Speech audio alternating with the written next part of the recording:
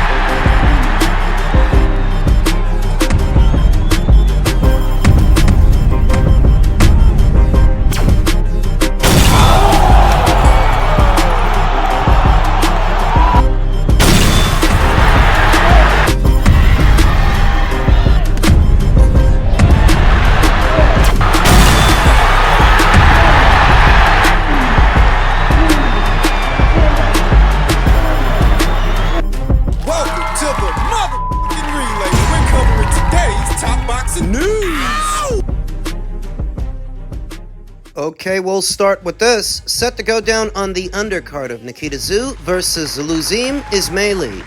Jasmine Parr will be returning to action against unbeaten Efasha Kamarudin, otherwise known as Fash the Face. And what is a solid fight? This is not a developmental fight. This is not a bring-along fight for Jasmine Parr.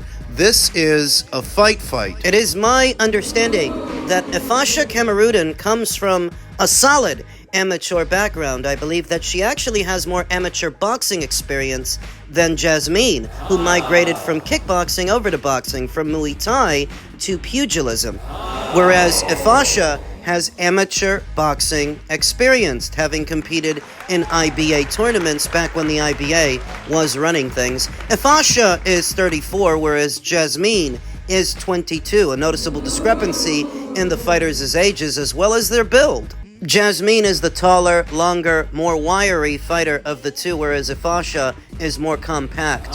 Both fighters are orthodox fighters with about the same number of professional bouts. Jazzy Parr sports a professional record of 7 wins with 1 loss, no draws, 2 knockouts, having never been knocked out in 8 professional bouts. That lone defeat was a controversial one to Shotgun Shannon O'Connell. And because Shannon has not yet retired, I expect that if Jasmine wins this fight, she will pursue a rematch. But is she going to win this fight with Efasha Kamarudin, who sports a professional record of 8 wins with no losses, 1 draw, 6 recorded knockouts? 2 times as many knockouts as Jazzy Parr. Last in action in July of this year, opposite the ring, a girl whose name I cannot pronounce, who Efasha stopped in 1 round. Efasha does have more recorded knockouts than Jasmine Parr, but perhaps it's because Efasha's quality of competition has been a bit more pedestrian than Jasmine's. Jasmine's has been a bit more ambitious, even though she is so young. Last in action in May of this year, opposite the ring, Jitamat Famta, who Jasmine stopped in the first round of a contest scheduled for 5. And this contest she's about to have, much like that one, is scheduled for 5 rounds in the women's super flyweight division. Super flyweight, that is where Jasmine Artiga holds the WBA title. Ashley Gonzalez has got the WBC. Mizuki Hiruta has got the WBO. And Irma Garcia has got the IBF. That is where this contest is taking place. And I think, irrespective of what fighter wins, they are both a ways out from challenging for an alphabet title. Efasha needs more experience, the same as Jasmine Parr. They hope to amass that experience in facing each other. It's an excellent fight, and in keeping with the ambitious matchmaking that we've seen in Jasmine Parr's career, consider that this is a fighter who was, 21 years old when she took on Shannon O'Connell, who is a lot more experienced than she is. That's what's been consistent with Jasmine Parr. Ambitious matchmaking. She tries to fight solid fighters. Efasha is a solid fighter. Even if her quality of competition has not been all that ambitious, she herself is a capable boxer. And I like saying Efasha. Why? It sounds sexy, like a pizza with pineapples on it. Preliminary thoughts. I very much like this fight for Jasmine Parr. I like this fight for Efasha, and we'll talk more about it as the fight date approaches. Elsewhere in the world of boxing, a story that's not going to surprise anyone, Adrian Broner admits he's broke, as Don King confirms ring return. Broner, who lost his last fight to Blair Cobbs, took to social media with an unfiltered message on his current situation. The problem, quote-unquote, insists he still wants to fight under Don King's banner, but has to start thinking about himself if the money isn't rolling in a caption that reads, "I love Don King so much. I'm still trying to become world champion under his umbrella, but the way things are going right now, I've got to think about myself cause he's already a billionaire, and I ain't got a goddamn dime. I know I can call some of my close friends for money, but my pride is in the way. But this shit is diabolical. Make it make sense." It's not a mystery that you burned through all your money buying shit you don't need. Even though I lost my last fight, no disrespect, that guy still isn't a bigger draw than me. That's an oxymoron. I mean, how big a draw is Adrian Broner these days when he also claims to be broke? To where if you were still a draw, you could get out there with any Joe Blow and make some money. The problem is you're not. I saw that Blair Cobbs fight, and they may as well have been fighting in a shoebox. The problem is that Adrian Broner is not a draw anymore, and he has all the same spending habits you expect of a professional athlete, the impulse control of a toddler. He made money in the sport of boxing. At one point he was making multi-millions per fight, but he blew it all on bullshit. On his future working with the King, Broner added, "I just want to get back in shape and make my own money. I ain't asking for a handout, but if I have nowhere to stay or no fight date, October 4 is a no. I guess I just gotta sell drugs to take care of my 10 kids and family." Is that a threat? The way he paints this picture illustrates his intentions that, oh well, I guess I'm gonna go sell drugs. So go sell drugs. Broner is a walking, talking stereotype that I've next to no pity for. You've sired 10 children, 10 kids out of wedlock, and it is very much your responsibility. Nobody else's to take care of them, but the fact that you would have kept making the same mistake, and rest assured that all 10 of those kids were mistakes. Those were not planned pregnancies. Does Adrian Broner strike you as someone who had a plan? Well, he does plan on selling drugs. Well, that's some plan. Let's just call a spade and call things what they are. Adrian Broner is a loser. Wait a minute, let's backtrack. Let's go back. So Don King recently announced the Michael Hunter versus Kubrat Pulev fight at a time where Michael Hunter is supposed to be boxing Jarrell Miller. Don King announces Hunter versus Pulev, and he stated that Adrian Broner would be on the undercard, except that Adrian has now come out saying that's bullshit. He's not boxing on that undercard. He's gonna go sell some drugs. He's saying he's broke. And I always knew that this is how things would end up for Adrian Broner. He'd end up broke and back on the streets, back in the gutter, where he belongs, because he is a loser. He is a walking, talking stereotype, and he is the architect of his own downfall, because this is a guy who was offered, $40 million by Jay-Z, who he told to suck his dick. Do you remember that? At one point or another, Adrian Broner's name was worth something, worth so much that in the days of Rock Nation and Jay-Z's foray into the world of boxing, he offered Adrian $40 million to come over. So Adrian is a guy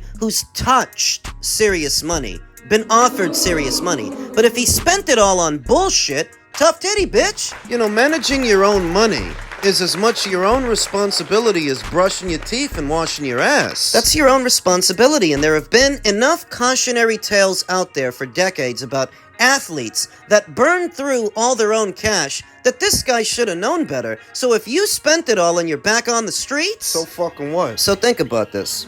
This is a guy who says he's broke and he's got no money. And what he posts to his social media is his intention to break the law. To sell drugs. Now listen, if you want to sell drugs, you can sell drugs, but why would you post that on your social media? Why would you make that admission? So if you get jammed up by the man, that's up there. You understand? Well, I'm gonna go sell some drugs now. They catch you out there with any narcotic substances and drug paraphernalia. You already made the admission. It is your intent to sell, you moron. You loser. I get so tired of seeing how people package this stuff. The tough inner-city street kid that had to turn to a life of crime. No, you're just a loser. You're not a diamond in the rough. You're not a charity case. You're a loser. You talk about turning to a life of crime like there's anything virtuous about it. You talk about turning to a life of crime almost as if you're pouting that, well, I don't have any money, so I'm gonna go sell drugs.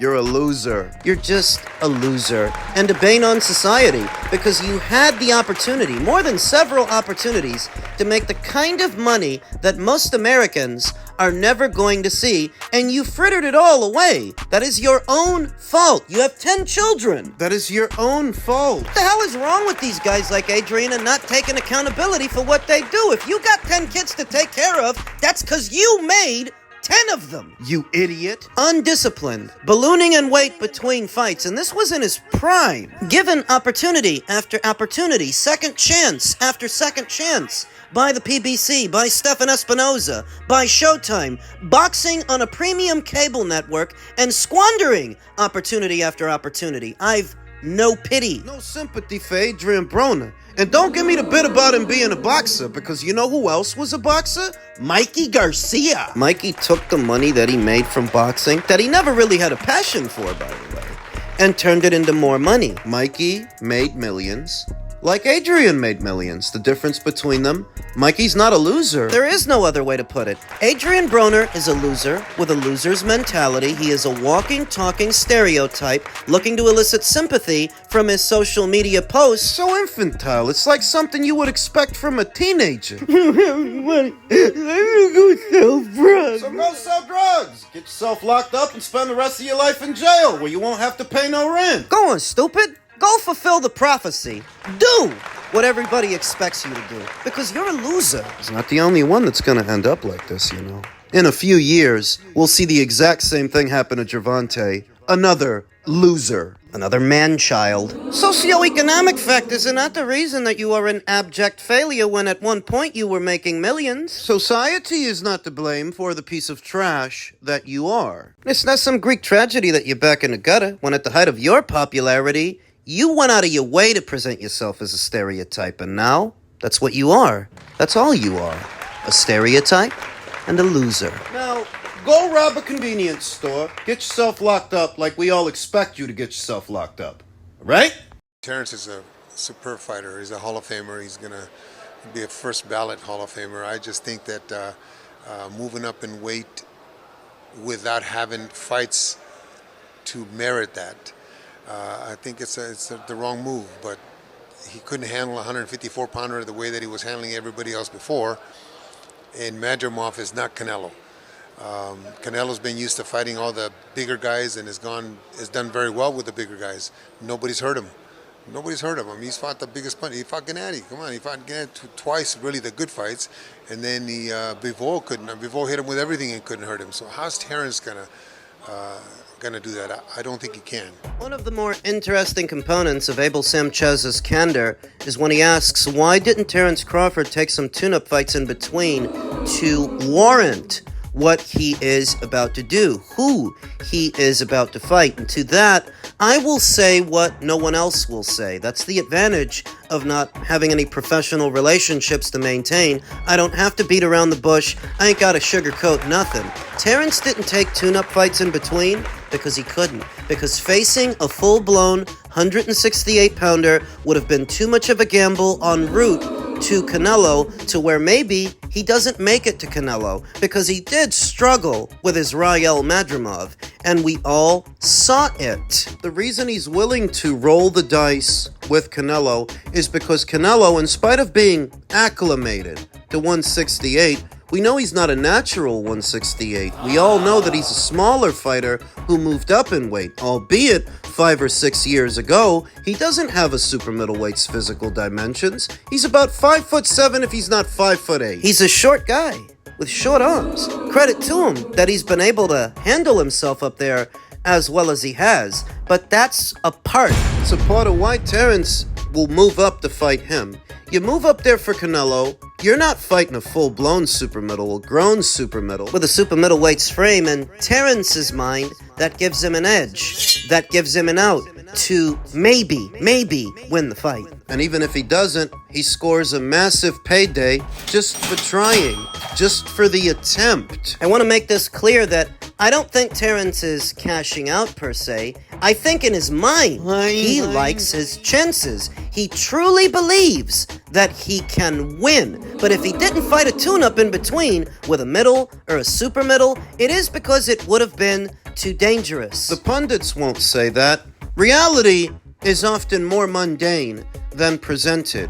And in this digital era of knee-jerk reactions and clickbait, sensationalist headlines, that reality check for some people might take the air out of the tires if they tell you that, well, the reason Terence didn't fight a super middle to get ready is because he probably would have lost. but it's the truth. The same way Canelo went up too far, too high for the Dimitri Bivol fight is the same reason Terence ain't fight a super middle. Something like that could happen to him. So, to make a jump like that, it has to be worth it. Something that warrants the risk you're taking. Canelo Alvarez? Self-explanatory. Everything that Abel said was true.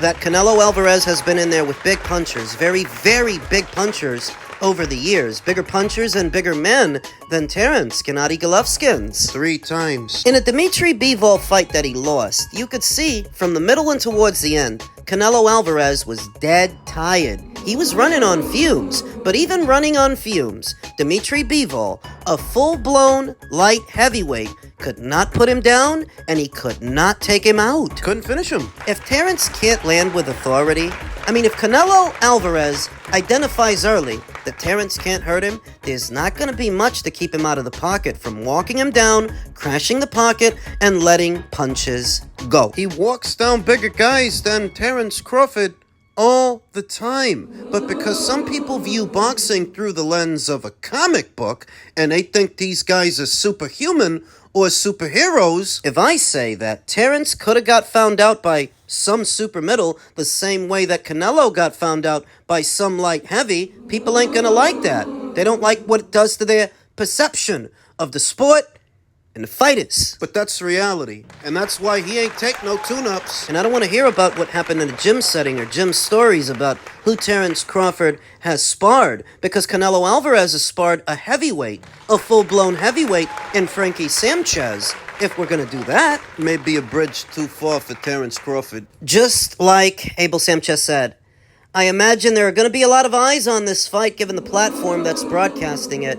Some people curious to see what is Terence going to do. Some actually believing that he's going to win this thing. They just don't know how. Full credit to him if he can pull it off, of course. But on paper, Canelo Alvarez should win. He has every conceivable advantage, all of the experiences, All the accolades, it's all in his favor. Canelo should win. Conventional wisdom suggests as much. This is not just any champion you're moving up for. This is not Jeff Horn. This is not Israel Medrimov.